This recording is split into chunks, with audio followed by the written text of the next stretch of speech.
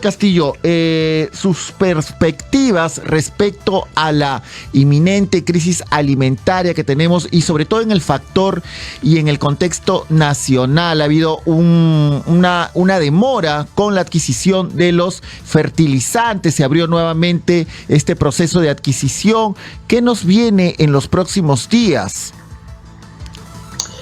Bueno, en los próximos días la esperanza de que pueda concretarse finalmente la compra de estos fertilizantes que son lamentablemente indispensables para mantener la producción de una buena parte de nuestra agricultura. Entonces confiamos que esto se concrete y que pueda llegar en los plazos adecuados. Hay dudas respecto de si podrá cumplirse dentro de los plazos, pero creo que es una de varias medidas que hay que tomar. Me preocupa que en el decreto de urgencia en el que se basa esta adquisición haya algunas imprecisiones y de la misma manera imprecisiones en las declaraciones de los funcionarios. Es decir, cómo se va a distribuir, sabiendo que el Estado no tiene experiencia distribuyendo los fertilizantes, a quiénes, a qué regiones, a qué cultivos, y por último, a qué precios. Dudo que sea en una entrega gratuita, y ya varios han advertido que eso puede generar distorsiones en el mercado, básicamente reventa o mercado negro. Y definitivamente, como digo, es una de varias medidas. Hay que complementar esa urea que se compre con otros fertilizantes, con capacitación para ver cómo se puede combinar con fertilizantes orgánicos. Todo eso toma tiempo, supone recursos técnicos y tiempo sobre todo. Ahora, doctor del Castillo, además de la convocatoria y la compra de la urea, ¿cuáles son los otros retos que ha asumido el flamante ministro de Desarrollo Agrario y Riego, Andrés Alencastre? Va a 5 días de gestión. Es más, hoy ha sido invitado a una comisión del Congreso de la República. Efectivamente, tiene muchos retos y la Comisión Agraria, que lo ha citado para hoy, va a plantear varios de ellos. Yo diría que hay retos al interior del propio ministerio y hay retos hacia afuera. Empiezo con los retos hacia afuera. El reto es cómo garantizar la campaña agrícola. Y esto tiene que darse a través de medidas concretas. Lo digo porque en noviembre del año pasado ya el Congreso dio una ley declarativa para garantizar la campaña agrícola.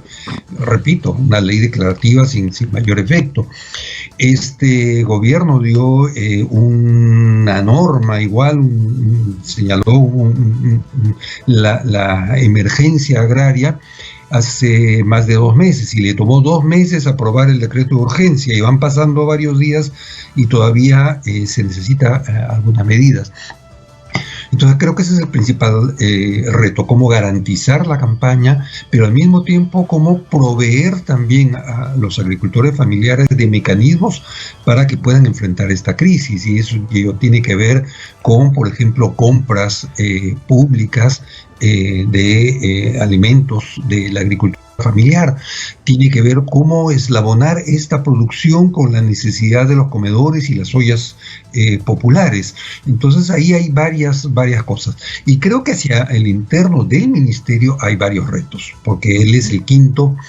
Claro, los taurinos dirán, no hay quinto malo. Efectivamente, por sus credenciales y experiencia, parece ser el mejor de los ministros anteriores, pero su ministerio, bueno, nunca fue el más eficiente, hace décadas que no lo es, pero con 4 cambios de ministro y de funcionarios hay que reconstruir esa capacidad del ministerio.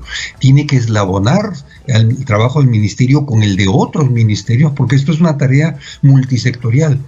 Y tiene que relacionarlo también con gobiernos regionales y municipales.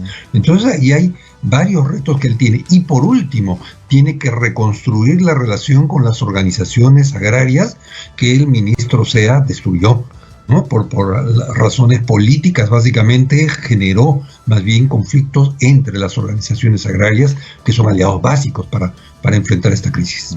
Definitivamente un escenario bastante complejo para el nuevo titular de la cartera del Ministerio de Agricultura y Riego. Uno de estos retos seguramente también es el tema de los suministros de agua. Precisamente la cartera de Agricultura, viendo subsanar el tema de los fertilizantes, ha dejado quizá de lado este tema. ¿Cuáles son las zonas más vulnerables en cuanto a la agricultura y a los suministros del recurso hídrico? En general diríamos que la costa peruana. Recordemos, y los limeños lo sabemos perfectamente, en la costa no llueve, bueno, salvo excepciones y zonas como la del norte, que tiene una realidad hidrológica distinta. Por eso es que la agricultura en la costa es una agricultura bajo riego. Es imposible hacer agricultura de secano en la costa. Bueno, no imposible, pero muy limitadamente. Entonces yo diría que los riegos centrales son para la región de la costa, pero también para la sierra, porque la sierra, al contrario, es donde hay lluvias, pero justamente el riego se practica de manera estacional. Es lo que se llama una agricultura de secano. Y también la selva, ¿no? Aunque la selva tiene otras características, la vocación principal de las tierras de la selva no es agrícola sino forestal, y eso nos lleva a todo el tema de la problemática forestal, donde hay una serie de irregularidades. Entonces, aquí hay factores a tomar en cuenta frente a la crisis climática, y eso lo saben perfectamente los agricultores y los pobladores de las provincias. Para quienes sintonizan el informativo, estamos conversando con el doctor Laureano del Castillo, director ejecutivo del Centro de Estudios Sociales CEPRES. En la semana, el lunes, conversamos con el director de Agrorural, el señor Guamaní, encargado de este proceso de la convocatoria y compra de 70.000 toneladas de urea. Y él nos aseguró, garantizó que para este sábado íbamos a tener ya entre todos los postores al ganador. La cuestión es que usted comenzó esta entrevista diciéndonos que no teníamos mucha experiencia en la distribución una vez que tengamos los fertilizantes. Pero ¿cuál podría ser el camino, doctor del Castillo? A ver, empiezo haciendo una pequeña corrección a ustedes, Renzo y Ronald. La institución en la que laboro es el Centro Peruano de Estudios Sociales, CEPES. Y respecto a su pregunta, en efecto, el Estado no comercializa fertilizantes. Lo hace sí, pero solo con el guano de islas, que como sabemos tiene una producción bastante limitada y una distribución limitada a través de proabonos, pero entrar a la comercialización de fertilizantes, urea y otros, supone, como comprenderán ustedes, una red y una experiencia previa para hacerlo. Por lo demás, como dije hace unos minutos, el decreto de urgencia no es muy claro respecto a cómo se va a hacer. Es claro diciendo que se va a distribuir a agricultores que tienen no más de 5 hectáreas, pero también dice que se va a hacer a través de asociaciones, cooperativas, comunidades, contrastándolo contra el padrón. Y ese padrón, hasta donde sé, no está completo, hay algunos vacíos, entonces hay necesidad de trabajar en esto. Por eso me parece importante esta comisión multisectorial que se ha formado y se ha instalado hace 2 o 3 días con la presidencia del Consejo de Ministros, que tiene que empezar desde cero, saber cuál es la realidad de los cultivos, no los estimados, sino exactamente qué se está cultivando, qué se va a cosechar, en qué condiciones, para saber dónde privilegiar la distribución de la urea y otros fertilizantes. Y como digo, eso tiene que complementarse con otras labores. La gente que está muy vinculada al sector agroecológico nos plantea que se puede sustituir la urea, y sí, se puede sustituir, pero no en el corto plazo. Entonces, frente a esta urgencia hay necesidad de tomar medidas, y también ahí el Ministerio tiene una labor importante para que aquellos que están en condiciones y en posibilidades de empezar a complementar y tratar de sustituir la urea puedan tener algunas herramientas y saber cómo hacerlo. Porque, por ejemplo, sabemos que la urea se usa en demasía. Entonces, también ahí habría una labor para que el Ministerio difunda cuánto necesita realmente la planta y no estemos desperdiciando la urea que podamos conseguir. Definitivamente esta crisis en el sector agrario ha destapado una coyuntura mucho más compleja de la que divisábamos, ¿no? No necesariamente pasa por la adquisición de fertilizantes y de todo lo que nos está comentando, que es bastante interesante, doctor del Castillo, se desprende otra pregunta, el factor de la informalidad. ¿Cuán informal es la agricultura nacional? Porque no podemos plantear logística integrada y eficiente si es que no tenemos un padrón nacional de agricultores, o lo tenemos desactualizado o no lo tenemos sincerado. En todo caso, según su experiencia, ¿cuál es el nivel de informalidad de nuestro agro? Bueno, la respuesta es que lamentablemente la informalidad en la agricultura es muy grande y esto se mide de distintas maneras. Por supuesto, SUNAT dirá que la mayor parte de los agricultores son informales porque no tienen RUC, porque no están registrados, porque no tributan, y eso es cierto. Podemos verlo a través de las cifras del último censo, que lamentablemente es de 2012, 10 años, y no tenemos una foto de la realidad actual de la agricultura. Lo que el censo del 2012 nos dice es muy similar al censo anterior, que la porción de las empresas agrarias es ínfima. Entre sociedades anónimas, sociedades de responsabilidad limitada y las poquísimas cooperativas que quedan, pues estas hacen algo así como un 1.2% del total de los 2.200.000 unidades agropecuarias. Cuando se planteó el problema de las empresas agroexportadoras y las protestas de sus trabajadores, el ministro de Agricultura, Desarrollo Agrario, entonces Federico Tenorio, nos decía que habían alrededor de 2.200 empresas, es decir, el 1% de ese total, si es que no me falla el cálculo, ¿no? De repente es 0.1% del total de la agricultura en el país. Entonces hay ahí un tema bastante grande que complica las soluciones. De ahí que se hable durante décadas, y no exagero, de la importancia de avanzar en la asociatividad en el campo.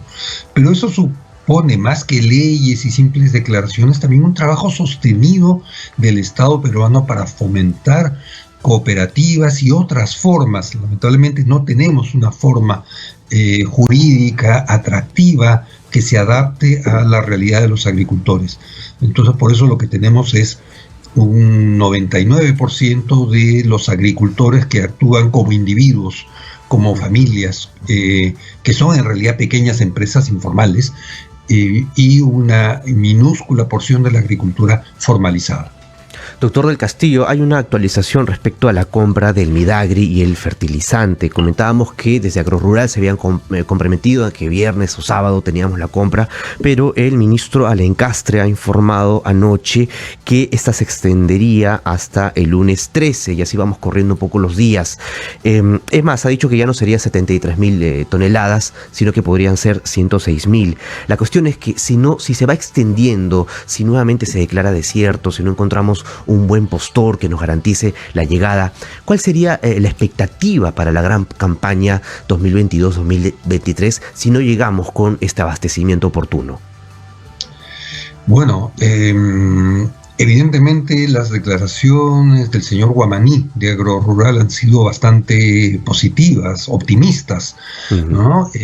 Hay que ir despacio, más aún después de una declaratoria desierta de la primera licitación, con las varias observaciones que hizo la Contraloría General de la República al día siguiente, de una serie de vacíos.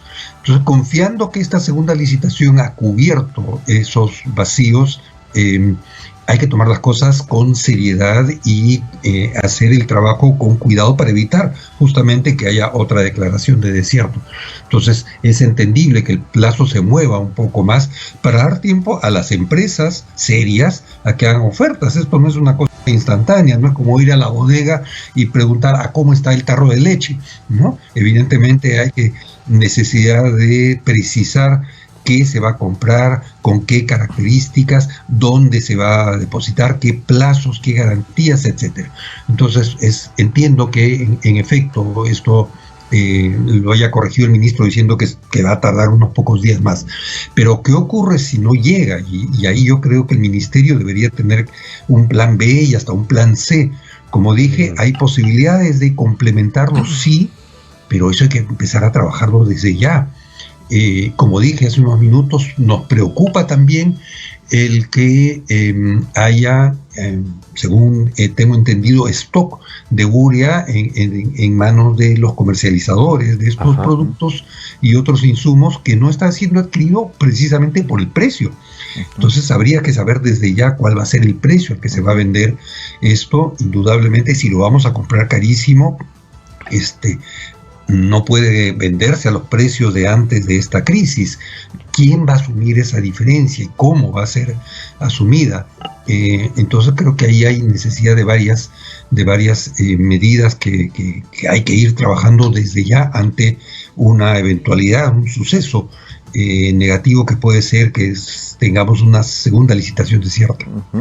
Para los que nos sintonizan, nos encontramos conversando con el doctor Laureano del Castillo. Él es director del Centro Peruano de Estudios Sociales.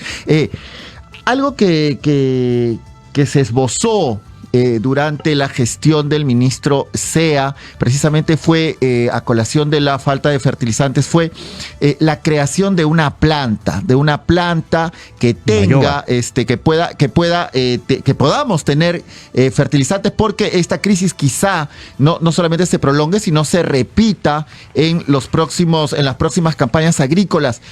¿Cuán posible es tener una planta y en qué plazos podría ser técnicamente? ¿Se podría contar con una planta de fertilizantes? A ver, dos cosas que creo que es importante, y esto fue un anuncio que se hizo desde el lanzamiento de la segunda reforma agraria. Se anunció que se iba a construir una planta de fosfatos en el norte, aprovechando los yacimientos de Bayóvar. Pero comprenderán ustedes que si el Estado va a hacer esto, hay una serie de pasos que las leyes contemplan. Hay que hacer primero estudios, hay que, luego del estudio hay que hacer otros estudios, hay que definir qué tipo de planta, nuevos estudios y finalmente licitar esto para la construcción y luego de la construcción la puesta en operación. Todo eso toma tiempo, ¿no? Evidentemente no era una solución para 2 meses, más aún si entre el anuncio en octubre y ahora junio no se ha avanzado nada. Entonces evidentemente es una solución para el mediano plazo y yo creo que una solución necesaria, ¿no? Porque tenemos posibilidades de producir abonos orgánicos. Pero lo segundo es que es importante también, y esto está dicho en lineamientos y en normas, hay que atender la agricultura orgánica, porque hay que ir haciendo cambios y esto nos viene no solamente por necesidades económicas, sino también porque el mundo está muy preocupado por el cuidado del ambiente y hay que ver que hay compromisos, normas, lineamientos para impulsar la agricultura orgánica, pero el Estado hace muy poco por esto y creo que esta crisis plantea la posibilidad y digamos, las condiciones para que esto se haga igualmente de manera seria y entonces se empiece a enseñar a los agricultores cómo se pueden aprovechar lo que ahora se desperdicia, ¿no? Se bota, se quema sustancia orgánica que podría ser aprovechada para producir compost, para producir otro tipo de fertilizantes sólidos, líquidos, para combinar e ir gradualmente rompiendo la dependencia que tenemos de insumos químicos como la urea y otros abonos nitrogenados. Entonces, como decía, toda crisis tiene las dos caras, ¿no? Tiene la cara desafiante, pero también genera posibilidades. La oportunidad. Si no la aprovechamos ahora, creo que se nos pasa el tren. Claro, la oportunidad de tomar en cuenta otras alternativas como el uso de fertilizantes naturales.